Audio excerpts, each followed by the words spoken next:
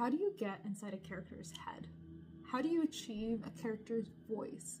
How do you make the words on the page sound like someone who doesn't exist? Let's talk about that. Hi everyone, if you don't know me, my name is Mary Bichet. I'm an author and lawyer. My debut novel is called Ciel City. It's a crime thriller based here in Canada. It's the Batman meets the Iliad. If they had a baby, it'd be this book. Let's talk about characters.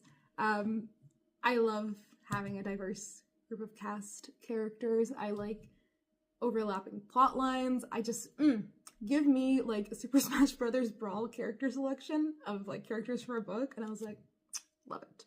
I know some people don't like it because they get confused, but I think it adds, dimension.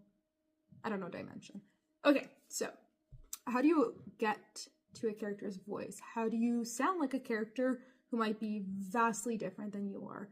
I am a woman. I don't know how to sound like a man, but I think I know what men sound like. So when I'm writing, say, a character who's a villain, here's the thing, I might take some stereotypes, but tweak it in a way that's more realistic.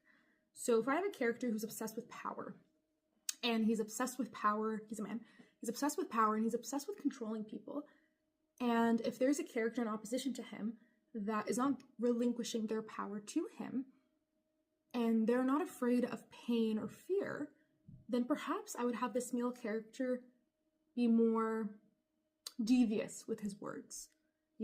Maybe he makes more comments about her figure, her body, the way she acts around him, makes her second guess herself. So then the language I'm pulling at, it's more psychological.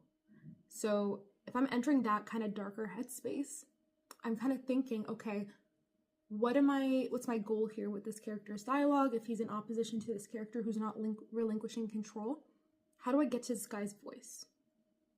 Then you look at other villain archetypes.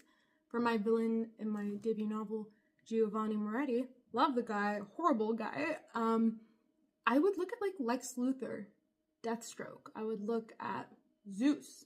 I would look at like powerful male figures and how they spoke down to people. And when I think of those kind of medias and stories I've consumed, I would try to now think, okay, how would Giovanni say that towards someone? Because Giovanni's very purposeful with his words. He doesn't speak just to speak. He speaks to assert himself or to undermine you. With that goal in mind, I've now entered his headspace. Okay, I'm the center of attention. I'm the focal point of power in the city. Someone's in front of me. They're not giving up control of themselves, of this conversation.